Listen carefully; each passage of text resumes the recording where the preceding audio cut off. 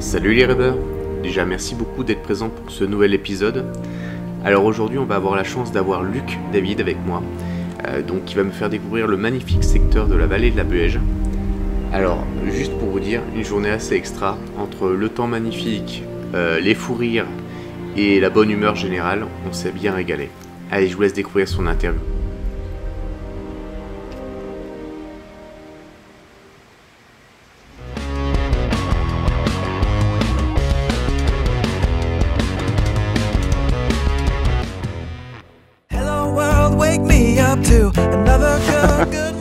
Bon bah salut Luc.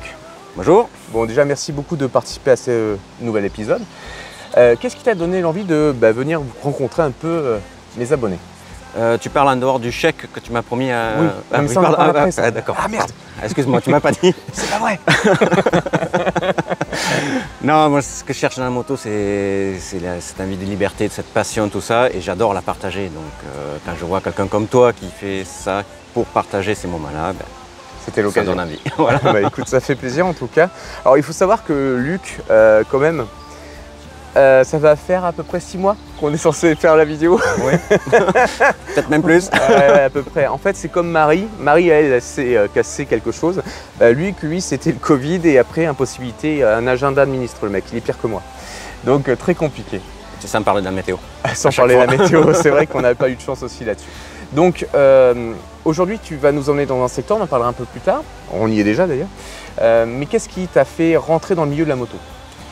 Je sais pas, une envie, ouais. Un plaisir. Voir ces deux roues passer un peu à droite à gauche, ça m'a toujours attiré. Je suis pas issu d'une famille motarde, loin de là. D'accord. Je suis le premier et le seul pour l'instant. Donc le cap, je l'ai franchi très tardivement, mais depuis que je l'ai franchi, aucun regret. Tu n'as jamais arrêté? Ça fait combien de temps que tu fais de la moto? Que je fais de la moto, je m'y suis mis réellement vers 2005. Donc 2005. Ça fait, ouais, quand même. Ça commence à faire quelques années. Ça fait pas mal. Et donc je sais aussi que tu es assez assidu dans le milieu, on va dire, de la moto. Qu'est-ce que tu fais pour ce milieu-là, justement? Pour ce milieu-là, en 2009, j'ai co-créé avec un très bon ami une association, Évasion Moto, pour partager justement les premiers tours de roue et donner un maximum de conseils. D'accord. Voilà. Oui, parce que c'est la particularité, il ne s'est pas contenté de faire de la moto, il s'est dit je veux partager ça avec les autres et en plus en leur apportant de la sécurité. C'est un peu l'idée. C'est ça, on avait roulé 2 ans, un jeune permis, lui et moi, en faisant n'importe quoi parce qu'on nous a montré n'importe quoi. Donc on s'est dit il faut pas que les autres fassent pareil. D'accord, donc là en gros si tu prends quoi? C'est du débutant à de l'expérimenté ou c'est vraiment du débutant que vous prenez? Toutes les personnes qui ont envie d'avoir des conseils. D'accord, très bien. Je vous mettrai le lien de toute manière de son association afin que vous puissiez avoir quelques idées et peut-être qu'il fournira aussi quelques images. Ce que je vous propose, c'est qu'on se retrouve un petit peu plus loin dans un secteur un peu plus haut. Allez, à tout de suite.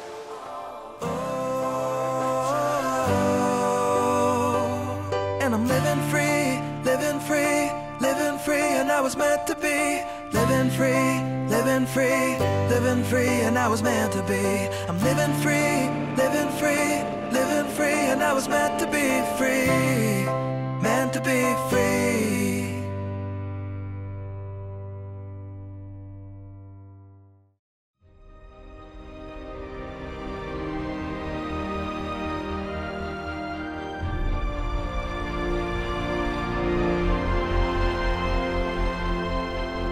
Voilà, là on est pas mal. Ah, tu fais ta sieste. Voilà, exactement.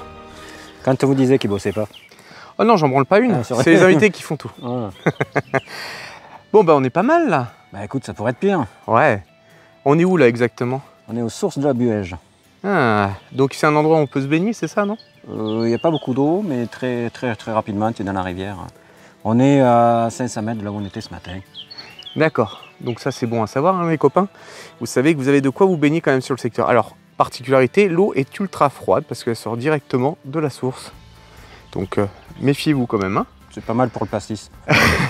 Même s'il vaut mieux pas conduire après. Hein. Bon, on a fait quand même le verre de l'amitié à midi. Voilà. Regardez ça là. Il m'a appelé ça le verre de l'amitié. Moi je pense plutôt qu'il essaye de me faire des choses. Jamais entre nous, jamais la première fois. Ah, jamais la première fois. Vous le saurez.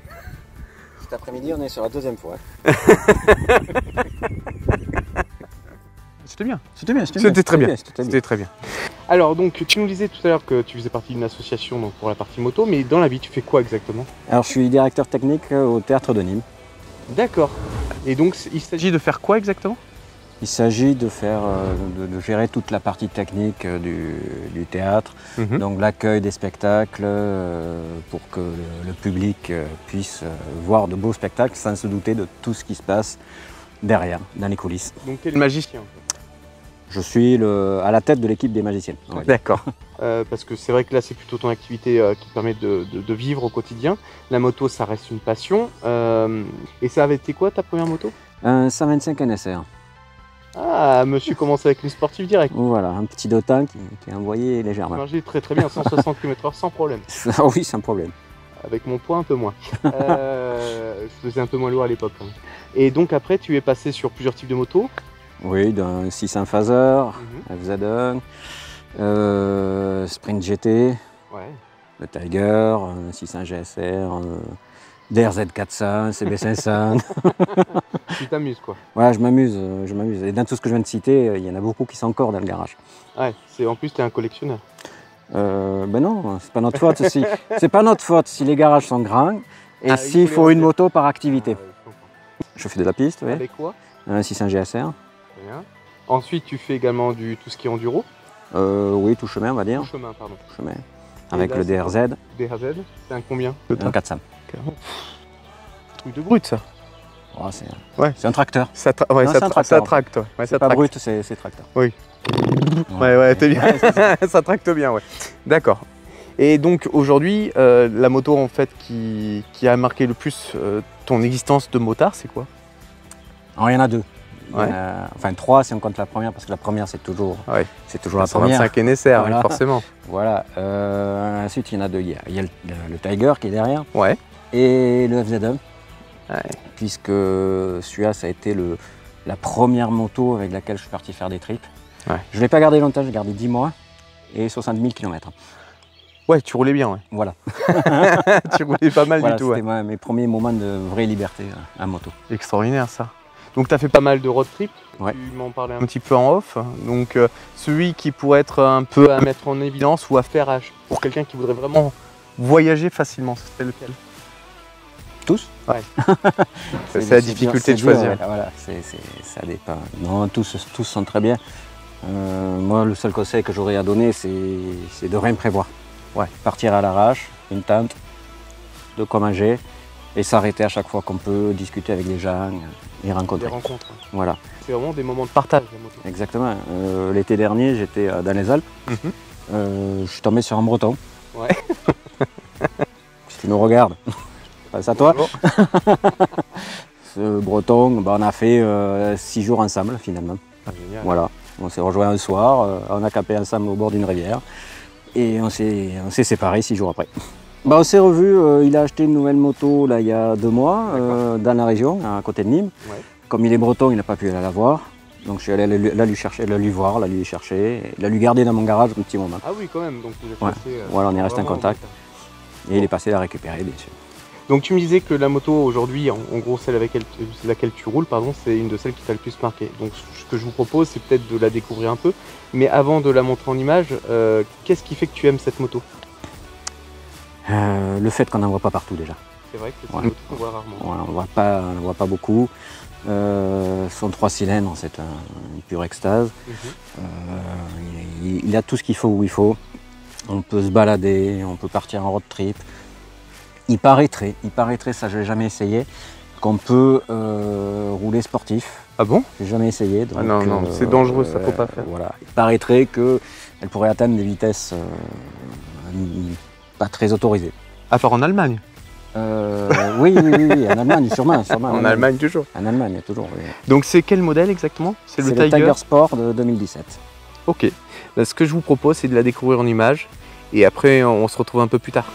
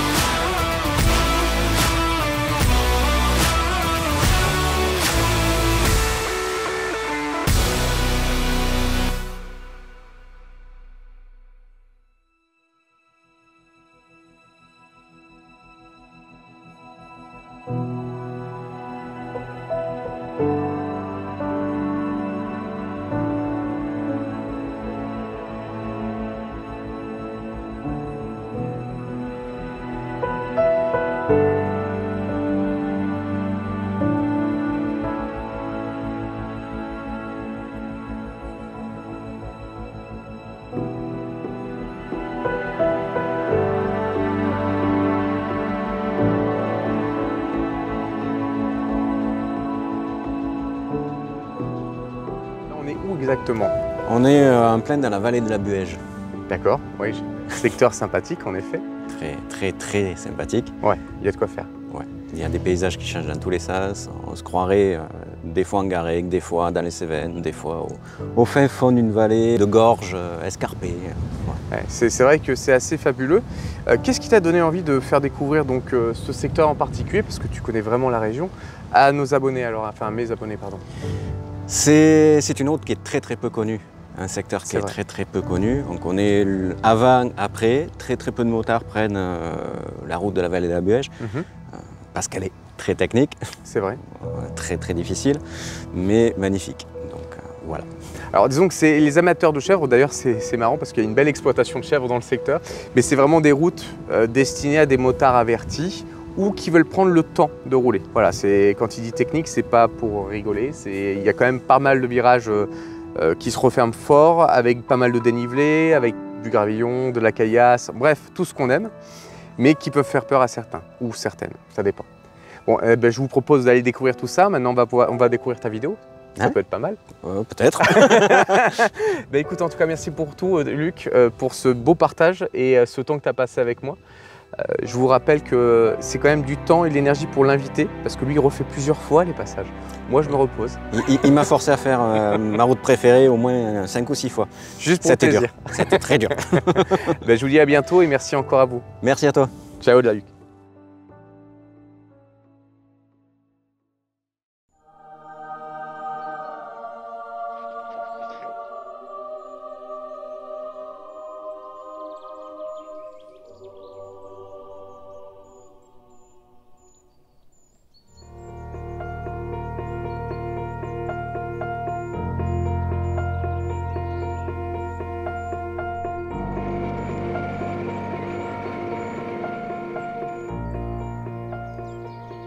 Et salut les rêveurs. Donc grâce à lui, je vous propose de découvrir la vallée de la Buège. Elle est dissimulée entre les falaises de la Séranne, les gorges de la Vis et de l'Hérault. Elle a un caractère isolé qui donne à cette vallée un côté authentique pour tout randonneur qui se respecte. Vous trouverez en son centre le village de Saint-Jean-de-Buège. Il s'est développé autour de la rivière de la Buège justement et il se situe à l'ombre du roc de Trascastel. Un lieu magnifique à visiter, c'est son château féodal du XIIe siècle. Et moi j'ai une petite préférence encore, car au cœur du village, vous avez le bar du château, qui vous permettra de prendre la bière fraîche et le repas qui va bien. Ouais, toujours cette partie qui m'intéresse.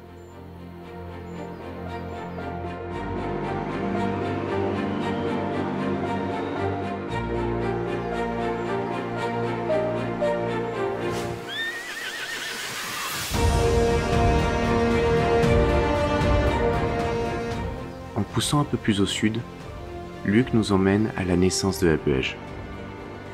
Celle-ci est dominée par un nouveau village qui s'appelle Péguerolles de Buège.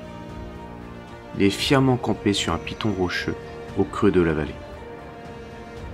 L'ancienne chapelle castrale du XIIe siècle est située juste à côté du donjon. Il est le vestige de l'ancienne forteresse et est devenu aujourd'hui une église paroissiale. C'est aujourd'hui un haut lieu de la randonnée quand on veut découvrir ce secteur magnifique.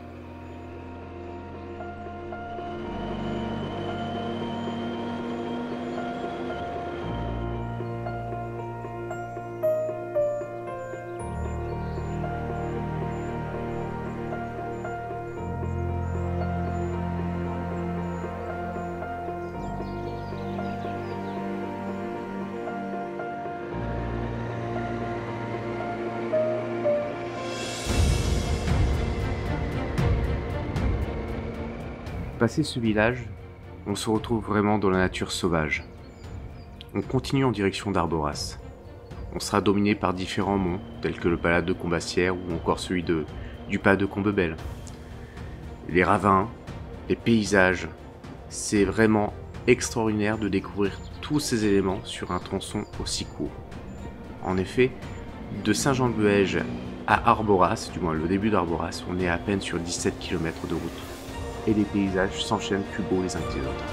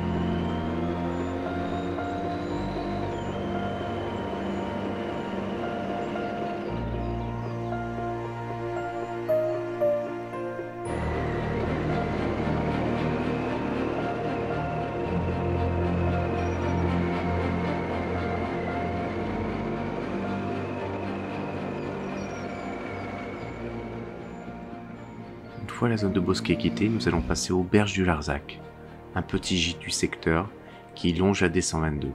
Dès qu'on aura passé cette zone, la nature a complètement changé. On va longer le col du Berger, le ravin de Costevieille. Un peu plus tard, on découvrira aussi le mont Saint-Baudille, tel un phare au milieu de la nature. Et ce qui est impressionnant, comme je vous le disais, c'est que cette nature n'a plus rien à voir. Elle semble hostile, sauvage, aride. On ne voit que de la caillasse partout autour de nous. On finira cette magnifique balade le long du domaine du Causse d'Arboras. Un excellent vignoble si jamais vous êtes amateur de vin.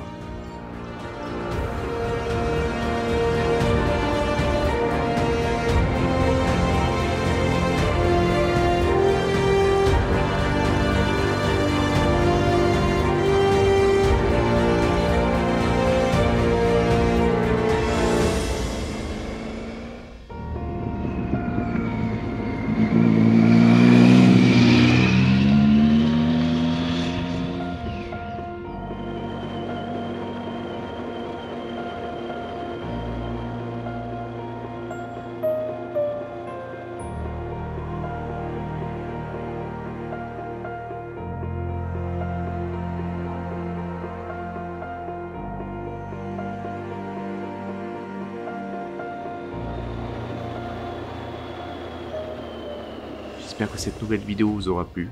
On se retrouvera dans un prochain épisode. Passez une bonne journée et à bientôt.